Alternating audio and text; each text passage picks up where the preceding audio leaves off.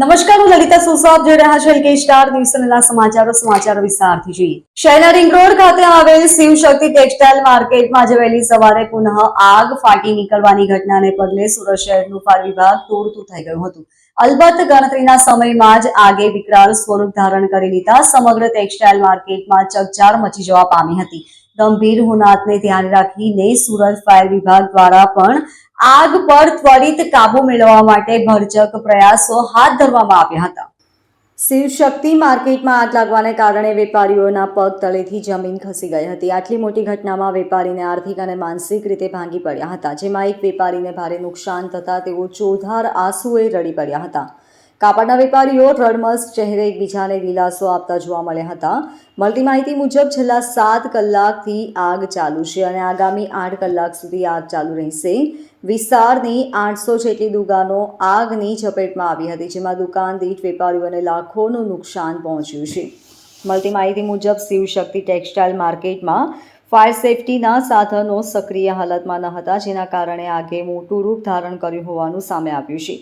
Fire safety ન હોય, fire વિભાગની બેદરકારી સામે આવી છે, જેમાં આ ઘટના પર પાણી ફેરવતા ફાયર અધિકારીએ તેમનો લૂલો બચાવ કર્યો હતો. તેઓએ જણાવ્યું હતું કે કાપડ એક પ્રકારનું પેટ્રોકેમિકલ જ છે. કાપડ પૂરેપૂરું સળગે પછી જ આગ કાબૂમાં આવી શકે છે અને બેઝમેન્ટની અનેક દુકાનોમાં હજુ પણ આગ પ્રસરતી હોય તેમ અધિકારીએ જણાવ્યું હતું. ઉલ્લેખનીય છે કે આગ પર કાબૂ મેળવવા 20થી વધુ ફાયર વિભાગની ટીમની જહેમત ઉઠાવી રહી છે. देखिए, किस तरह से आग लगी ये बता पाना भी बहुत मुश्किल है कि किस तरह से ये तो जांच का विषय है, लेकिन प्राइमरी रूप से कहीं कोई शॉर्ट सर्किट हुआ होगा, उस वजह से आग लगी है. कल भी आग लगा था, कल 1 घंटे में कंट्रोल कर लिया था प्रशासन ने, लेकिन आज बड़ा मुश्किल स्थिति है. चारों ओर आग ही आग है पूरे मार्केट के अंदर और पूरा प्रशासन लगा है. एसएमसी की पूरी टीम लगी है, पुलिस लगी है, सभी अपने जी जान में लगा के मेहनत कर रहे हैं. लेकिन नुकसान 834 मार्केट दुकानों का मार्केट है और पूरे लगभग ये अधिकतर दुकानों में आग फैल चुकी है. सुबह कितने बजे आग लगी थी? मेरे पास 8 बजे फोन आया था, 7:30 से 8 के बीच में लगभग आग लगी होगी और मैं तुरंत यहाँ पहुँच गया था. मेजर को जाहिर किया गया है, क्या कहोगे इसके बारे में? कितनी कितना नुकसान हुआ तो आपके साथ? बहुत जरूरी है मेजर को बोलना, क्योंकि पूरा मार्केट में सराउंडिंग एरिया में बहुत सारे लोग रहते हैं और सभी, क्योंकि जो चारों ओर कपड़े का ही काम है, इसलिए कहीं भी एक चिंगारी भटक के दूसरे मार्केट में न जाए, तो ये जरूरी है. प्रशासन लगा है. मैं मार्केट के लोगों से भी रिक्वेस्ट करूंगा कि इस मार्केट के सराउंडिंग जो मार्केट की खिड़कियां लगती है, अपने अपने माल वहां से निकाल ले, जिनसे उनका माल भी बचे, जान माल की सुरक्षा और प्रशासन को भी मदद मिले. Bureau report LK star news Surat. સુરતમાં નશામાં ધૂત નબીરાની કારે બેને ઉડાવ્યા. મહિલા બેભાન થતા લોકોએ ચાલકને મેથી પાક આપ્યો હતો. જુઓ એલકે સ્ટાર ન્યૂઝ ચેનલ પર. સુરતમાં નબીરાઓ દ્વારા થતા અકસ્માતની સંખ્યામાં રોજે રોજ વધારો થઈ રહ્યો છે. મોટા વરાછા ઉત્તરાયણ પાવર હાઉસ પાસે મૂન ગાર્ડનની સામે નશાની ધૂત હાલતમાં નબીરાએ અકસ્માત સર્જ્યો હતો, જેમાં મહિલા સહિત બેને ઉડાવ્યા હતા, જેથી મહિલા અર્ધ બેભાન થઈ ગઈ હતી. હિરેન ખૂંટ નામના નબીરાએ નશાની ધૂત હાલતમાં અકસ્માત સર્જ્યો હતો. લોકોએ મેથી પાક આપી તેને પોલીસને હવાલે કર્યો હતો. ઉત્તરાયણ પોલીસ સ્ટેશને લઈ જવામાં આવ્યો હતો. પોલીસે અકસ્માતને લઈને કાર્યવાહી હાથ ધરી છે. Bureau report LK star news Surat. આજે મહાશિવરાત્રીનો પાવન પર્વ છે, ત્યારે સુરતમાં આવેલા મંદિરોને રોશનીથી વિશેષ શણગારવામાં આવ્યા છે. સુરતમાં વિવિધ મંદિરોમાં ઘીના કમળ ચડાવવાની સાથે મંદિરોમાં મહાપૂજા સહિત વિવિધ ધાર્મિક કાર્યક્રમોનું આયોજન પણ કરવામાં આવ્યું છે. ત્યારે વહેલી સવારથી જ શિવાલયો હર હર મહાદેવના નાદથી ગુંજી ઉઠ્યા હતા. મહાશિવરાત્રી પર્વ પર શિવભક્તોની લાંબી કતાર સુરતના બાલ વિસ્તાર ખાતે આવેલા અટલ આશ્રમમાં જોવા મળી રહી છે. પારાના શિવલિંગની પૂજા કરવા માટે લોકો ઉમટી પડ્યા હતા. આ મંદિરોમાં કિલો પારાનું ભવ્ય શિવલિંગ છે. આ મંદિર પારદેશ્વર મહાદેવ મંદિર તરીકે પણ ઓળખાય છે. વિશ્વભરમાં ક્યાંય પણ આ પ્રકારના શિવલિંગ જોવા નહીં મળે. કહેવાય છે કે તમામ પ્રકારના ધાતુઓમાંથી સર્વશ્રેષ્ઠ પારો હોય છે અને આ શિવલિંગ આખું પારાથી જ તૈયાર થયું છે. કહેવાય છે કે અતિ દુર્લભ શિવલિંગ છે, જેના દર્શન માટે દેશ વિદેશી ભક્તો આવે છે અને અતૂટ આસ્થા ધરાવે છે. મહાશિવરાત્રી પર્વ પર અહીં 1100 લીટર ઠંડાઈની પણ વ્યવસ્થા ભક્તો માટે કરવામાં આવી છે. મંદિરના મહારાજ બટુગીરીએ કહ્યું કે અટલ આશ્રમ ખાતે મહાશિવરાત્રી પર્વ પર ખાસ વ્યવસ્થા કરવામાં આવી છે. 2351 કિલો પારાથી તૈયાર આ શિવલિંગની અનોખી મહિમા છે. સાચા હૃદયથી પ્રાર્થના કરવાથી શિવજી પ્રસન્ન થઈ જાય છે. લક્ષુ રુદ્રનું આયોજન કરવામાં આવ્યું છે. ભોજન અને ભજનની વિશેષ વ્યવસ્થા કરવામાં આવી છે. મંત્રોની સાથે અભિષેકો પણ કરવામાં આવી રહ્યા છે. શ્રદ્ધા સુમન કરવામાં આવી રહ્યું છે. શિવરાત્રિને ભગવાનના લગ્ન થયા હતા. તે પર્વ હોવાથી શિવાલયોમાં જઈને પ્રાર્થના કરવાથી ભગવાન તેને પૂર્ણ કરે છે. જેથી આજે તમામ જગ્યાએ જઈને ભગવાનની વિશેષ પૂજા કરવી જોઈએ. પારદ શિવલિંગની પૂજા કરવાના વિશેષ ફાયદા થતા હોય છે. જેથી આજના દિવસે ભગવાન પાસે માનતા કરવાથી પ્રાર્થના કરવાથી તે પરિપૂર્ણ અવશ્ય થતી હોય છે. ઓમ નમઃ શિવાય. આજે મહાશિવરાત્રિની બધાને ખૂબ ખૂબ શુભેચ્છા શુભકામના પાઠવું છું. આ સુરતનું નહીં પરંતુ વિશ્વનું સૌથી સારું આ પારસ શિવલિંગ છે. 2351 કિલોનું આ પારસ શિવલિંગ જે 45 ફૂટ ઊંડાઈમાં નાભીનું કહેવાય અંદર સુધી જોડાયેલું છે, એટલે ખૂબ જ પવિત્ર સ્થાન કહેવાય છે. આ પારસ શિવલિંગના દર્શન કરવાથી દરેક ભક્તોની મનોકામના પરિપૂર્ણ થતી હોય છે. હું પણ વર્ષોથી અહીં અનુભવ કરતો રહ્યો છું અને એટલે જ આ પારસ શિવલિંગના હું કાયમ દર્શન કરતો છું. આજે દેવને દેવ મહાદેવના આ ખૂબ સારો પર્વમાં આપણે સર્વ સાથે મળીને સમગ્ર ભારતનું પણ ભવિષ્ય ઉજ્જવળ બને અને ભારત વિશ્વગુરુ બને એવી આપણી મનોકામના ચોક્કસ પરિપૂર્ણ થાય એવા પ્રાર્થના કરવી જોઈએ. Bureau report LK star news Surat. Kapodra વિસ્તારમાં આવેલી સોસાયટીમાંથી માસૂમ 2 વર્ષની બાળકીના અપહરણ કેસમાં આરોપીની દાહોદ ખાતેની પોલીસે ધરપકડ કરી ગણતરીના કલાકોમાં જ ગુનાનો ભેદ ઉકેલી કાઢ્યો હતો. સાથે જ માસૂમ બાળકીને અપહરણ કરતાના ચુંગાલમાંથી મુક્ત કરાવી પરિવાર સાથે મિલન કરાવ્યું હતું. જ્યાં પોલીસની આ કામગીરીને પરિવાર અને સોસાયટીના લોકોએ બિરદાવી અભિવાદન પણ કર્યું હતું. સુરતના કાપોદ્રા વિસ્તારમાંથી 2.5 વર્ષની બાળકીનું અપહરણ થયું હતું. પોલીસે તપાસ કરતા એક વ્યક્તિ બાળકીને લઈ જતો CCTVમાં નજરે ચડ્યો હતો. જે બાદ પોલીસે તાત્કાલિક ઊંડાણપૂર્વક તપાસ હાથ ધરતા અજાણ્યો ઈસમ બાળકીને લઈને બસમાં બેસી ગયો હોવાનું જાણવા મળ્યું હતું અને આખરે દાહોદ જિલ્લામાંથી પોલીસે યુવકને ઝડપી પાડ્યો હતો અને બાળકીને મુક્ત કરાવી પરિવાર સાથે મિલન કરાવ્યું હતું. બાળકી સહી સલામત મળી આવતા પોલીસ મથકમાં લાગણીસભર દ્રશ્યો સર્જાયા હતા. હાજર લોકોએ પોલીસની કામગીરીને બિરદાવી હતી. મળતી માહિતી મુજબ સુરતના નાના વરાછા પાણીની ટાંકી પાસે આવેલી સોસાયટી પાસેથી સાંજના 6 વાગ્યાની આસપાસ 2.5 વર્ષની બાળકી ગુમ થઈ ગઈ હતી. બાળકી નહીં મળતા પરિવાર ચિંતામાં મુકાયો હતો અને બનાવની જાણ કાપોદ્રા પોલીસને કરી હતી. 2.5 વર્ષની બાળકી ગુમ થઈ હોય પોલીસે બનાવની ગંભીરતા સમજીને તાત્કાલિક અલગ અલગ ટીમો બનાવીને તપાસ શરૂ કરી હતી. ક્રાઇમ બ્રાન્ચની ટીમ પણ આ તપાસમાં જોડાઈ હતી. કાપોદ્રા પોલીસ જે જગ્યાએથી બાળકી ગુમ થઈ હતી ત્યાંથી લઈને આસપાસ આવેલા વિસ્તારોમાં CCTV ફૂટેજ તપાસવા સહિત ટેકનિકલ વર્કઆઉટ અને હ્યુમન સોર્સિસની તપાસ હાથ ધરી હતી. દરમિયાન પોલીસને એક યુવક બાળકીને લઈ જતો હોવાના CCTV ફૂટેજ હાથ લાગ્યા હતા. જે બાદ પોલીસે આ મામલે તપાસ કરતા ઈશમ બાળકીને લઈને દાહોદ જતી બસમાં બેસીને જઈ રહ્યો હોવાનું જાણવા મળ્યું હતું. જે બાદ દાહોદ પોલીસની મદદ લઈ બસ લીમખેડા પાસે એક હોટલ પર રોકાવી હતી અને બાળકીનું અપહરણ કરનાર દીના ઉર્ફે દિનેશ દલ્લુ ચારેલને ઝડપી પાડ્યો હતો. પોલીસે બાળકીને હેમખેમ મુક્ત કરાવી બાળકીને સુરત લાવી તેનું પરિવાર સાથે મિલન કરાવ્યું હતું. कल कापोद्रा पुलिस स्टेशन के विस्तार में नाना वराछा पानी टंकी के पास रवि पार्क सोसाइटी में से एक 2.5 साल की बच्ची का अपहरण का केस रजिस्टर हुआ कापोद्रा पुलिस स्टेशन में. इसके तहत हमने तुरंत ही 137(2) BNSS के तहत एक FIR दर्ज किया. क्योंकि एक छोटी बच्ची के अपहरण का केस था, इसलिए हमने इस पर तुरंत ही एक्शन लिया और कापोद्रा पुलिस स्टेशन के डी स्टाफ और उनके PI ने एक सर्वेलेंस टीम बनाई और टेक्निकल और ह्यूमन इंटेलिजेंस के आधार पर हमने इस पर काफ़ी वर्कआउट किया. कल रात भर हमने ACP और DCP और पूरी Zone 1 की पूरी टीम ने इस पर वर्कआउट करके हमने शोध खोल किया और सारे CCTV फुटेज एनालाइज किए और उससे हमें पता चला कि दाहोद में एक आदमी उस बच्ची को लेके जा रहा है बस में बैठा के.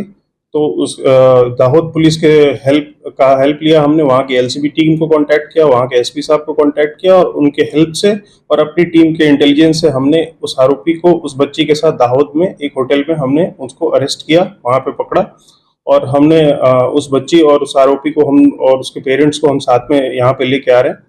आरोपी का नाम है दिनेश दल्लू चारेल.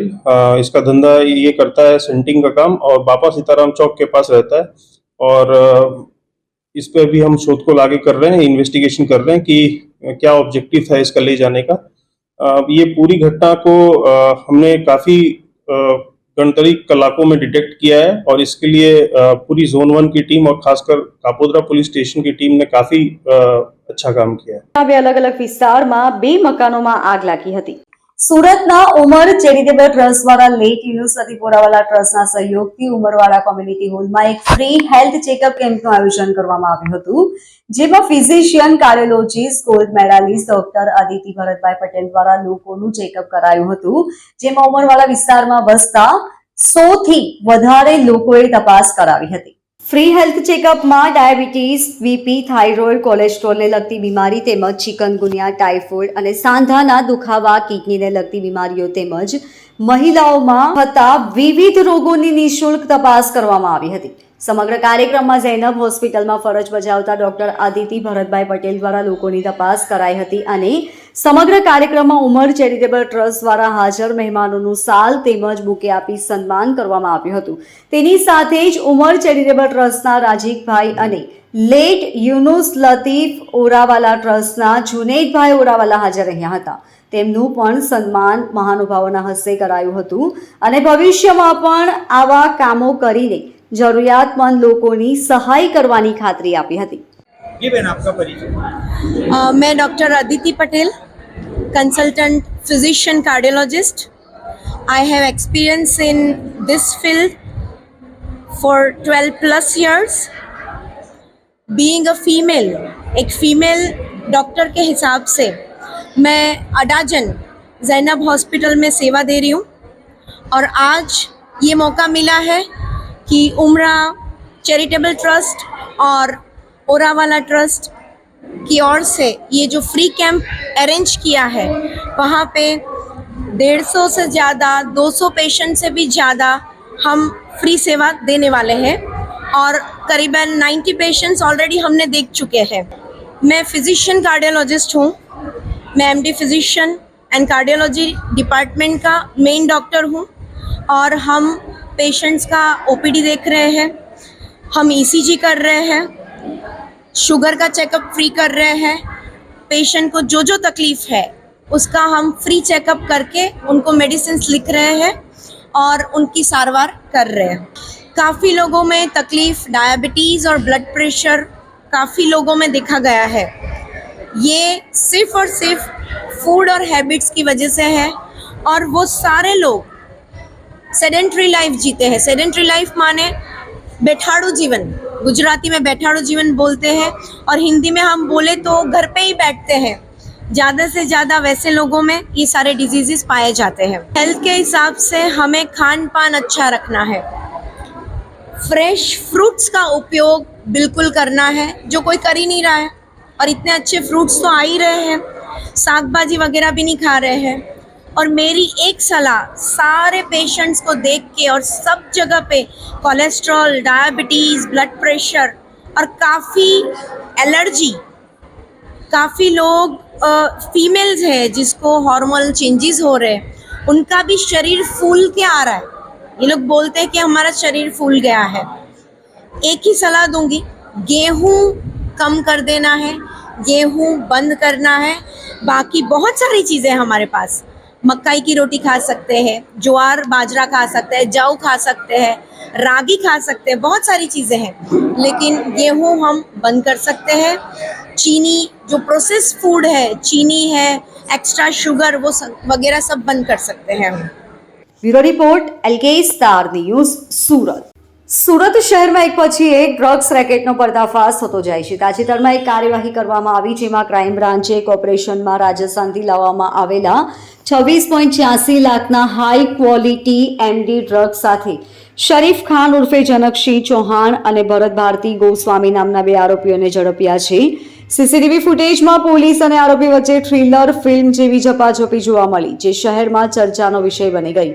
પોલીસે બાતમીના આધારે કતારગામ વિસ્તારમાં પીપલ્સ બેંક પાસે માધવ ચોક નજીક આ શંકાસ્પદ ઈસમોની રેકી કરી, જ્યારે તેઓ સફેદ કપડાં અને કાળા શોલ્ડર બેગ સાથે ડ્રગ્સ સપ્લાય કરવા પહોંચ્યા, ત્યારે જ ક્રાઇમ બ્રાન્ચની ટીમે દબોચી લીધા. એક પેડલર ભાગવાની કોશિશ કરી રહ્યો હતો અને તે સમયે પોલીસ અને આરોપી વચ્ચે થ્રિલર ફિલ્મ જેવા દ્રશ્યો સર્જાયા.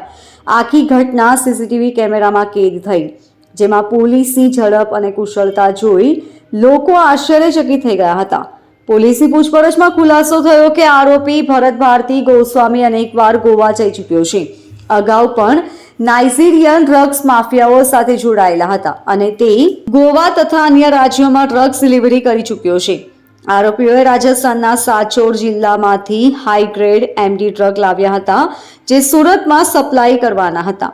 આ ઓપરેશનમાં સૌથી ચોંકાવનારી વાત એ હતી કે આરોપી શરીફ ખાન, જે પહેલા જનકસિંહ ચૌહાણ તરીકે ઓળખાતો હતો, જેણે ધર્મ પરિવર્તન કર્યા છે, તે અગાઉ પણ ડ્રગ્સ કેસમાં ઝડપાઈ ચૂક્યો છે.